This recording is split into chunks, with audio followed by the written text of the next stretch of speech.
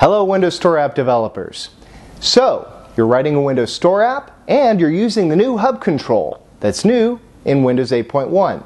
However, you've run into a little bit of trouble, right? You're trying to bind data to the Hub section in your Hub control, and that's where you found you've really painted yourself into a corner. Well, I'm here to help you out. Let's take a look.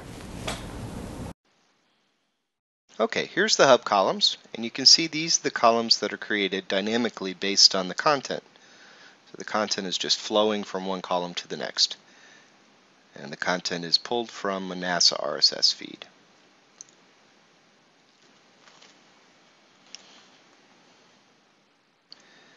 And here we have the Hub section, and here's the data template for that. And I'm using the rich text columns control, which derives from panel, and which comes in the Windows 8 grid view template. Repurposing it here in Windows 8.1 because I still find it very useful. The challenge is in binding to that, because the rich text block doesn't directly support binding. I'm using a converter here, which I'll show you in a minute. And here's the data template. So the rich text columns control here, like I said, came from the default template in Windows 8. And you can see that it derives from panel. And this does the heavy lifting in terms of figuring out your overflow layout, the size, and how much data you have, width, and so forth. So this is what will create new columns for you as needed. Okay, and let's take a look at the code behind in the Hub page itself. It's pretty straightforward. I'm just loading the XML.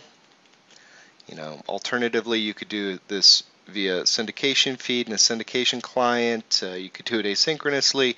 You could easily make some improvements to this.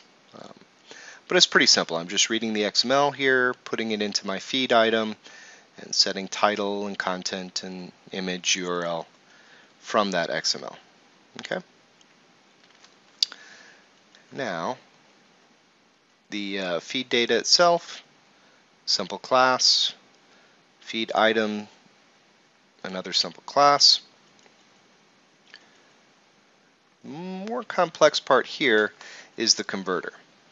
So the converter takes a list of feed items and it creates a rich text block based on those items.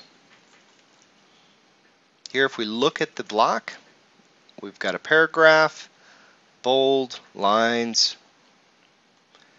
and here's the image.